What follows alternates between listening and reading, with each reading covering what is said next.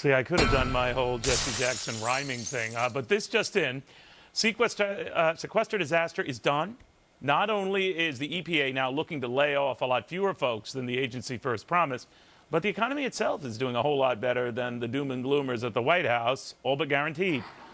Because despite all of these cuts, let me cut to the chase. We spend dozens of dollars on our special artwork here. Home sales are booming, home prices are zooming, and Washington, D.C. is still hiring. To Charles Payne, on something's out there, Chuck, it's more than just consumer confidence. Huh?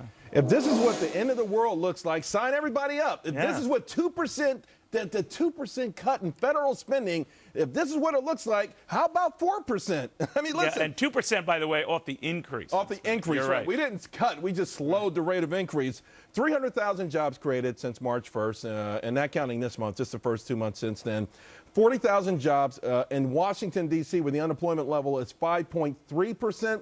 The average person watching this, their existing home was $173 grand in February. It's $192 grand right now. Is that right? The stock market's up 9%. What part of this sequestration has crushed the American economy? Well, you haven't heard the latest that it's going to kick in, but a little later than they thought.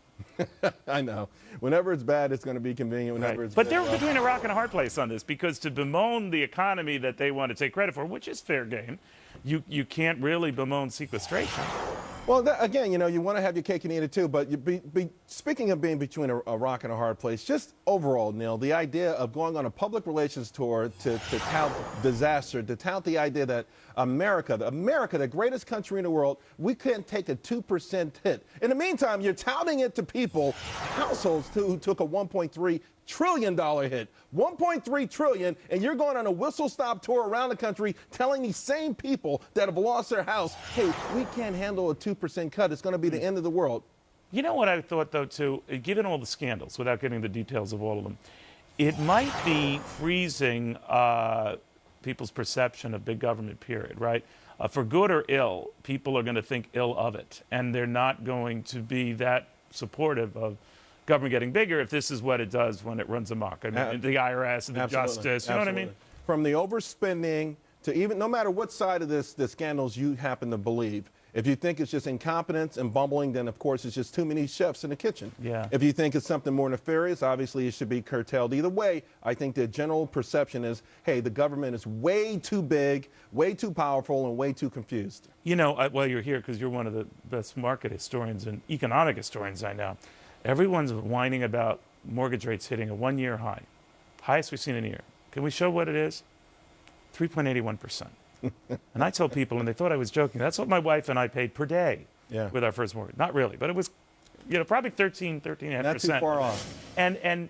But here's where this spooks people, and that is, well, it is moving up from the mid-twos, and this is how it starts. What do you say? Well, that's how it starts, but also, you know, there's another side to this argument, Neil, and that the idea is that when it kept going down, a lot of would-be home buyers said, hey, we'll wait. We'll wait it out. So this is good for housing. It gets them off the fence. And between these home prices going up and interest rates starting to tick up, a lot of people who are out there on the fence trying to pick the bottom, which is nuts, but people try that, they have a sense of urgency now.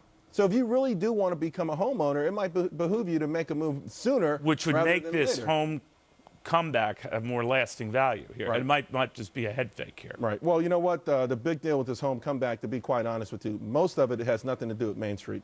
You know, first-time home buyers still in the 30% range for the last couple of years. It's been Wall Street mostly, and foreigners. I mean, it's amazing, but I think it's been brilliant on their part. Morgan Stanley announced just a couple days ago they're going to open their 8th fund to invest in real estate. This time they're wooing Chinese investors. Well, that doesn't take much since they're the ones who are investing, period, right? Yeah. Charles Payne, thank you very much. He is as smart and scary as they get. Well, scary, but